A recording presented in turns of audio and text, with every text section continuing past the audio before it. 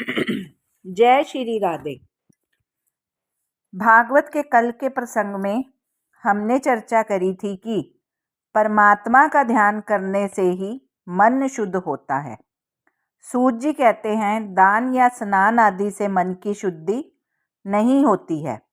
संसार का चिंतन करते रहने से विकृत हुआ मन ईश्वर के सतत चिंतन किए बिना शुद्ध नहीं होगा। इस मानव शरीर जैसी मलिन वस्तु और कोई नहीं है। इस मलिन शरीर से परमात्मा से मिलन नहीं हो सकता। इस शरीर का बीज अपवित्र है। हमें ठाकुर जी को मन से मिलना है। बिना ध्यान के मनोमिलन नहीं हो सकता है। यदि मनुष्य आँख से श्री भगवान का दर्शन और मन से स्मरण करेगा तो मनुष्य को परमात्मा की शक्ति मिलेगी। ईश्वर का ध्यान करने से ही ईश्वर की शक्ति जीव को मिलती है। ध्यान करने से ईश्वर और जीव का मिलन होता है। बिना ध्यान के ब्रह्म संबंध स्थापित नहीं हो सकता है। ध्यान की परिपक्व दशा ही समाधि है।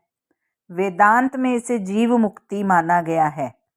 समाधि दीर्घ समय तक रहने से ज्ञानियों को जीते जी मुक्ति का आनंद मिलता है। इसीलिए भागवत में बार बार कहा गया है कि मनुष्य को ध्यान करना चाहिए और जप करना चाहिए। हर एक चरित्र में इसी सिद्धांत का वर्णन किया गया है। पुनरुक्ति कोई दोष नहीं है। किसी सिद्धांत को बुद्धि में दृढ़ करने के लिए उसे बार बार कहना पड़ता है, समझना पड़ता है। इसीलिए भागवत के प्रत्येक स्कंद में इस जप ध्यान की ही कथा है। जय श्री गोविंद। शेष चर्चा कल। यदि आपको मेरा चैनल अच्छा लग रहा है तो लाइक, सब्सक्राइब और शेयर